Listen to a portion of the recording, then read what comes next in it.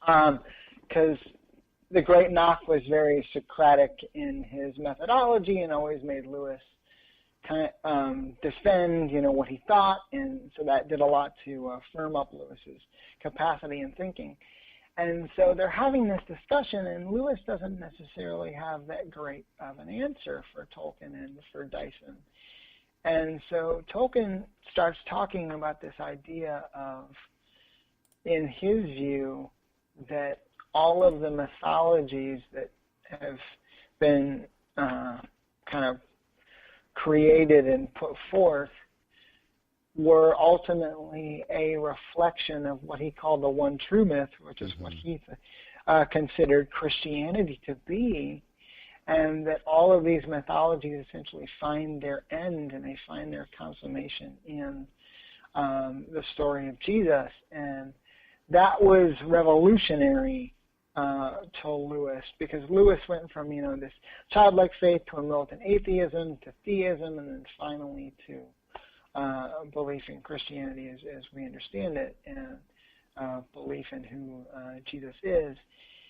And even when he finally comes to faith and he starts processing it through a series of letters, he credits Tolkien and Dyson and that conversation as one of the moments that really helped him get over this question of, is there place for the fantastic? Is there place for mythicness and imagination within a Christian framework? Because he had always thought that there wasn't.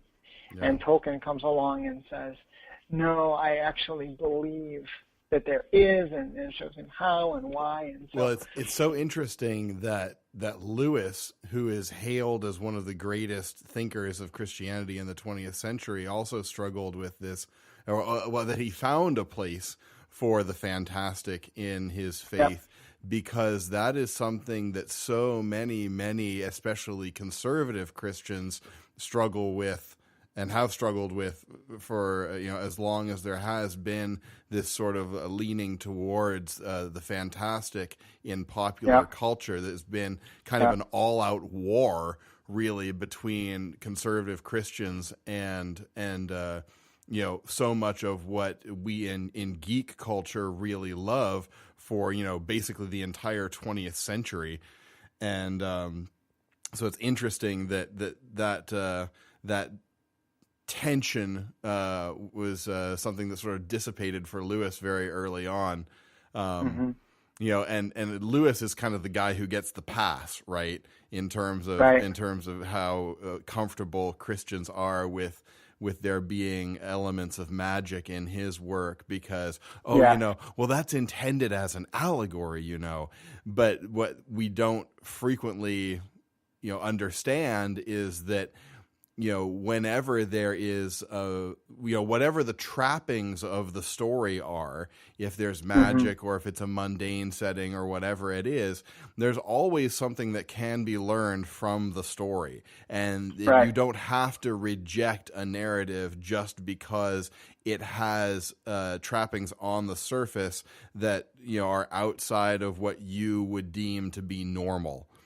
And I love that you've brought that up, because that is something that as a kid that I struggled with, because I grew up in the kind of environment where not with me, it was different in kind of the home that I grew up in, because my parents are the ones that introduced me to Star Wars and Transformers and Silverhawks and Thundercats and stuff like that. Even though when I was really young, I wasn't allowed to watch like Masters of the Universe, because apparently Skeletor was too much. See, that's really interesting. Moon-Ra is okay, but Skeletor is too much. Right, Moon-Ra is okay, and Monstar is okay, but Skeletor is too much. That's funny.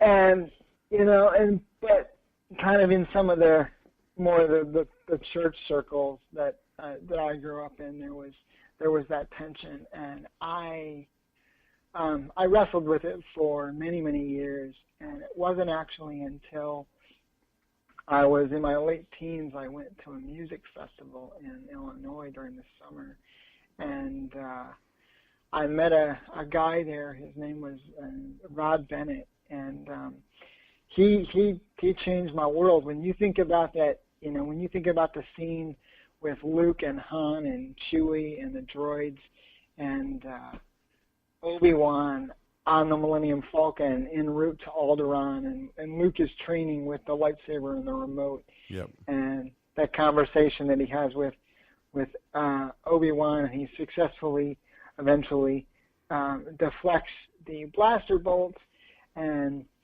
it says, hey, I could see the remote. And Obi-Wan says, you've taken your first step into a larger world. This guy, Rod, was my Obi-Wan, because there was a place at this music festival called the Imaginarium. The whole point of the Imaginarium was for fans of science fiction and fantasy, essentially for geeks and those who were, passingly interested, to come together and think about some of the things that we loved from this area of pop culture through the lens of philosophy and faith. And he did a four afternoon seminar on Star Wars that he called Cracking the Star Wars Code. And he went at that. This was probably 2000. So at that point, we didn't. We only had the 4 films, and he really didn't get into the EU all that much. I think mainly because most of the audience probably wouldn't have been intimately familiar with it. Right. And he started going through and talking about the influences on Lucas, from Flash Gordon to King Arthur to like his Methodist upbringing in California amidst the kind of the American graffiti type culture that he chronicles in that film. And starts talking about Star Wars through some of those lenses and the ideas of sacrifice and redemption, and how it ties in with our understanding of the Gospels and the New Testament and things like that. And making the argument that, because I remember there was a lot of fervor when we were teenagers and Phantom Menace came out, and this whole idea that that Anakin was supposed to be Jesus and virgin born and all that. Right. There was no father. I bore him. I carried him. Yada yada yada. And Rod essentially made the argument that more so than Jesus, that Anakin was actually a representation of Samson from Judges. And I mean, he says this back when we don't even have episode 2 yet, and we don't know exactly how things are going to play out. And it turns out he was mostly right. And so here I am as an 18, 19-year-old, having this presented to me for the first time, and it blew my mind. I could not even believe what I was being confronted with, and it kind of set me on the journey that I'm still on, almost 20 years later, where I'm living in the midst of that tension of, one thing on one hand and one thing on the other, and I'm living, comfortably in the midst of that. Well, and I think one thing that really helps on that path is to come to grips with the idea of engaging a thing on its own terms. And that's something that I hope to have a whole conversation about on a separate episode of the podcast. But that's something that I think a lot of Christians aren't comfortable with. And for some reason, we feel the need to impose our values on things that do not come from a starting point of our presuppositions about what the universe is about, and all of these really foundational things, like we're just 180 degrees on, and yet we expect it all to line up with the way that we think things ought to be. And if you do that, you're going to totally miss everything that is worthwhile in the thing that you are rejecting because you don't like what it looks like on the outside.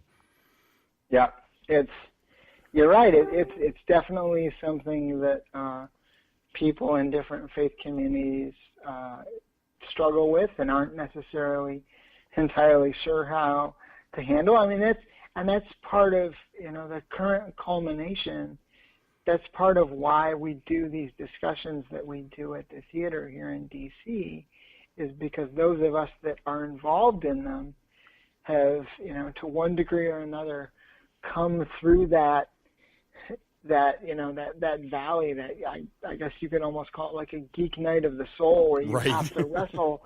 You have to wrestle with these kinds of things, and we know that there are other people out there that may or may not be wrestling with those same kind of things, and we want to create an environment where, for those that are wrestling, to be able to say, you know what, it's okay to wrestle with these things. We've all wrestled with that. What we're doing is now a result of, of that wrestling. I remember a conversation that I had with a young teenage gentleman, probably 4 years ago now, where we were talking about Star Wars, and he said to me, but George Lucas doesn't necessarily believe what you and I believe. That's okay. So how can you love this thing the way you do? And I said, does it matter that he believes what I believe? And I told him, I said, just because, George Lucas may have created Star Wars not with the particular intent of using it to glorify God, does not mean that God can't use someone to take Star Wars and essentially do that outside the bounds of what someone like Lucas may have intended. Aaron, have you ever seen a film called Enemy Mine? I have not seen all of it, but you're talking about the Dennis Quaid and Louis Gossett Jr. Yes. So there's a really from cool from the 80s. Yeah, that film is really, really cheesy and kind of not great through a lot of it. Yeah. But there's an amazing sequence in that film that I love so much, as these two men of different races or species have eventually grown to respect each other on this planet where they have to work together just in order to survive. And the alien character is teaching the human character about his language and his religion, and so he's reading the aliens, scriptures basically, and he reads a section that basically sounds a lot like the Golden Rule. And so he looks at this other character and says, I've seen this before. I've read this before. We have this too. And the alien says to him, of course you've seen it before. Truth is truth. Right. And so the place where it comes from is of truly secondary importance if there is actual real truth to be gained from it. Yeah, there is actually, believe it or not, I want to say season 2 of Star Wars Rebels, there is actually a episode where something like that happens. This enemy mine scenario happens in Star Wars between Agent Callus, who is an agent for the Imperial Security Bureau, and one of the characters that's part of the crew of the Ghost, Zebarelios. Not only are they enemies, but they are absolute mortal enemies because Agent Callus helped wipe out most of Zeb's people, and they get caught on this planet where it's the same kind of scenario. And even though I haven't seen Enemy Mine all the way through, I'm watching this episode and I'm like, oh my gosh, this is totally the Star Wars version of Enemy Mine. This is fantastic. Funny. That's great. So hey, let's move on a little bit here in the conversation, Aaron. Today is the 8th of October, and that means it's the last day of New York Comic Con. And there's just a couple of things that I wanted to talk about from that. A lot of it didn't grab my fancy a ton because at this point I'm just totally disenchanted with the DC extended universe. And maybe if there's a really convenient way for me to go to the cheap theater to watch Justice League, I might. But I mean, I didn't even like